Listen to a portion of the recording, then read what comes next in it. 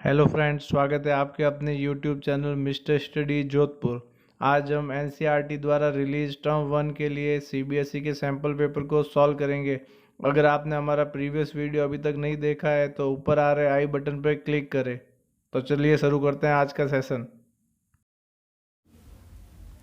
Question number 23 में हमें क्या दिया गया है कि ABC एक राइट एंगल ट्राइंगल है जिसमें राइट एंगल किसके ऊपर बन रखा है, बी के ऊपर राइट एंगल, मतलब बी के ऊपर 90 डिग्री का क्या है, कोण है।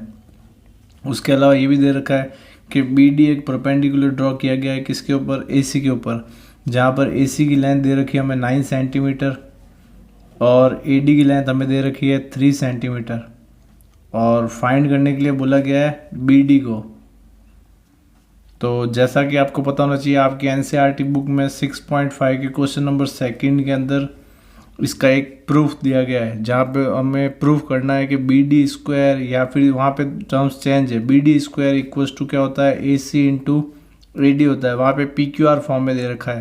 तो आपको ये प्रॉपर्टी डायरेक्टली क्या करनी होगी, याद रखनी होगी। तो अब यहाँ पे हम वैल्यू पुट करते हैं। BD square equals to AC की जगह हम कितना पुट करेंगे, 9, AD की जगह हम कितना पुट करेंगे, 3। अब स्क्वायर हटेगा तो इनके ऊपर पूरे के ऊपर स्क्वायर रूट आएगा, 9 इंटू 3। 9 का स्क्वायर रूट कितना होता है, 3, और रूट 3 तो इसके अंदर ही रहेगा। तो फाइनल आंसर हमारा कितना आ चुका है, BD इक्वल्स टू 3√3, जो कि हमारा ऑप्शन नंबर है D।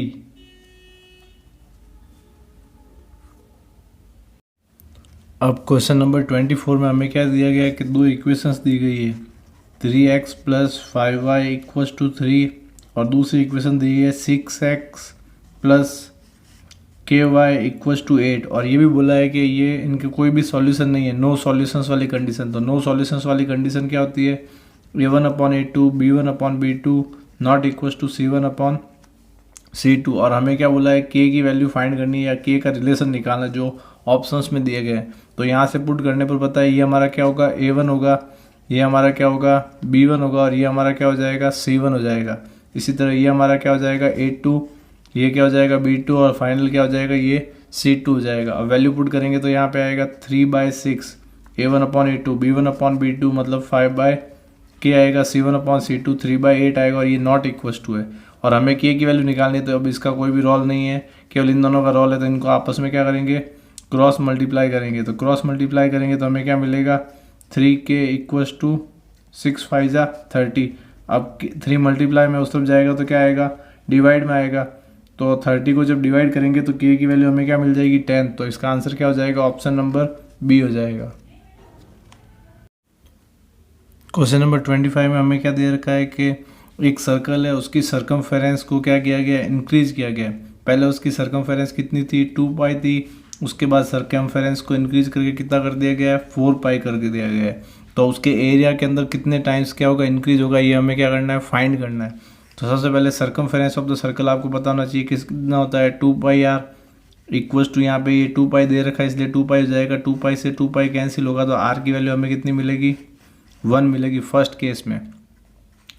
सेकंड केस में भी यही होगा कि जो सर्कमफेरेंस है 2πr को किसके इक्वल पुट कर देंगे, 4π के। पाई से पाई कैंसिल होगा और 2 से 4 कैंसिल होकर यहाँ पे r की वैल्यू हमें कितनी मिलेगी, 2 मिलेगी। मतलब रेडियस पहले 1 थी, अब रेडियस कितनी हो चुकी है, 2 हो चुकी है। तो अब हमें बताना है कि इसका एरिया का कितने टाइम्स इंक्रीज होगा। तो एरिया का फॉर्मूला क्या होता है, πr²। तो r की जगह हम 1 पुट करेंगे तो क्या हो जाएगा, यहाँ पे 1 का स्क्वायर 1 इंटू r कितना आ जाएगा, r आ जाएगा। इसी तरह सेकंड वाले केस में πr² फिर से फॉर्मूला लगाएंगे तो r की जगह अब कितना पुट करेंगे, 2 पुट करेंगे, और 2 का स्क्वायर कितना होता है, 4 इंटू पाई कितना आ जाएगा, यहाँ पे 4π आ जाएगा, यहाँ पर 1π आएगा। तो अब देखिए कितने टाइम्स इंक्रीज हो चुका है ये इसका। तो ये इसका 1 का 4 टाइम्स मतलब कितना हो चुका है, 4 टाइम्स ये इसका क्या हो चुका है, इंक्रीज हो चुका है। तो इसका आंसर क्या होगा, ऑप्शन नंबर D इसका क्या होगा, आंसर हो जाएगा। क्वेश्चन नंबर 26 में हमें क्या दे रखा है, साइन थीटा की वैल्यू दे रखी है हमें कितनी है, A/B है, जिसका मतलब क्या हो गया, P/H, मतलब लंब बटा कर्ण हो चुका है। और हमें निकालने के लिए क्या बोला है, tan थीटा क्या करना है, फाइंड करना है। तो अब ट्राइंगल बनाएंगे। तो अब ट्राइंगल में आपको पता होना चाहिए कि P की वैल्यू कितनी दे रखी है, पहले से A दे रखी है, और H की वैल्यू हमें पहले से कितनी दे रखी है, बी दे रखी है, और अब हमें क्या निकालना है, आधार या फिर इसका क्या निकालना है, बेस निकालना है। तो ये कैसा आएगा, तो इसको हम कुछ भी मान लेते हैं, इसको मान लेते हैं हम ए बी सी ट्राइंगल मान लेते हैं। तो ए बी स्क्वायर किसके इक्वल हो जाएगा, बी सी स्क्वायर माइनस ए सी स्क्वायर के। तो बी सी की वैल्यू हमें पहले से पता है कितनी हो जाएगी, बी स्क्वायर, और ए सी की वैल्यू कितनी हो जाएगी, ए स्क्वायर फिगर के हिसाब से। और स्क्वायर अब हटेगा ए बी के ऊपर, तो इसके ऊपर क्या आ जाएगा, स्क्वायर रूट आ जाएगा। तो ये कितना हो जाएगा, बी स्क्वायर माइनस ए स्क्वायर। तो इसकी वैल्यू भी अब हमें क्या हो चुकी है, पता हो चुकी है, फाइंड कर ली हमने।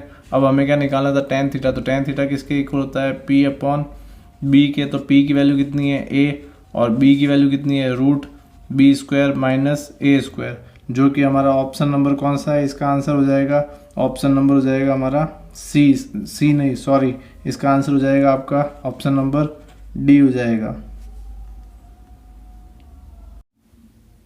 नेक्स्ट क्वेश्चन नंबर 27 में हमें ये गिवन है कि x equals to 2 sine square theta given है, और एक और गिवन है y equals to 2 cos square theta plus 1।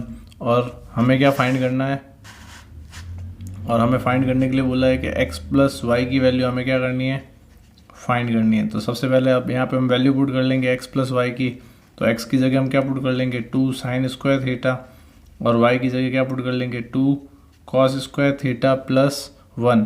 अब देखिए यहाँ पे इन दोनों में से कॉमन क्या आ रहा है, 2 कॉमन आ रहा है। तो 2 कॉमन लेंगे तो अंदर क्या बचेगा, 2 अंदर आ जाएगा sign square theta plus cos square theta, और बाहर ब्रैकेट के क्या आएगा, प्लस 1 आएगा। अब आपको आइडेंटिटी पता होनी चाहिए कि sign square theta plus cos square theta की वैल्यू कितनी होती है, 1 होती है।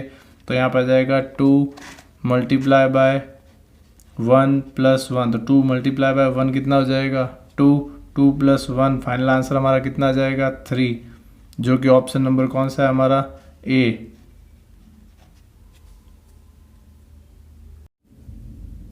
क्वेश्चन नंबर 28 में क्या गिवन है कि एक सर्कल है, उसकी सरकमफेरेंस और उसकी रेडियस का जो डिफरेंस है वो गिवन है हमें 37, और हमें उस सर्कल का क्या निकालना है, सरकमफेरेंस निकालना है। तो अब सबसे पहले देखिए सरकमफेरेंस का फॉर्मूला क्या होता है, 2 पाई आर, और रेडियस की जगह हम क्या पुट कर देंगे, आर।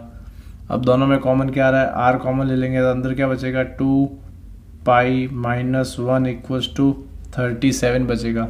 अब यहाँ पर पाई की जगह वैल्यू पुट करेंगे तो कितना आएगा, 22/7 माइनस 1 इक्वल्स टू 37। मल्टीप्लाई करने पर यहाँ पे कितना हो जाएगा, 44/7 माइनस 1/1 इक्वल्स टू 37। अब हम इसका एलसीएम लेके सॉल्व करेंगे तो आर तो बाहर रहेगा, अंदर 7 और 1 का एलसीएम कितना आ जाएगा, 7 आ जाएगा। फिर 7 की टेबल में 7 कब आता है, 1 टाइम्स 1 का 44 से मल्टीप्लाई तो क्या आएगा, 44। ऐसे ही 1 की टेबल में 7 कब आता है, 7 पे 7 का 1 से मल्टीप्लाई करेंगे तो यहाँ पे कितना आ जाएगा, 7 इक्वल्स टू कितना चल रहा है अभी तक, 37। तो r मल्टीप्लाई बाय 44 में से 7 माइनस करेंगे तो कितना आ जाएगा, 37/7 इक्वल्स टू 37। अब 37/7 को उस तरफ ट्रांसफर करेंगे तो क्या आ जाएगा, 37 मल्टीप्लाई बाय 7/37। 37 से 37 कटेगा तो r की वैल्यू कितनी आ चुकी है हमारे पास, 7 आ चुका है। तो r हमारे पास 7 आ चुका है। तो अब हमें सरकमफेरेंस निकालना है। तो सरकमफेरेंस का फॉर्मूला क्या होता है, 2 पाई r होता है। तो वैल्यू पुट करेंगे तो क्या होगा, 2 इंटू 22/7 इंटू आर की वैल्यू कितनी है, 7। 7 से 7 क्या हो जाएगा, कैंसिल हो जाएगा। तो आंसर हमारा कितना आ जाएगा, 44 सेंटीमीटर, जो कि हमारा कौन सा है, ऑप्शन नंबर बी हो जाएगा इसका आंसर।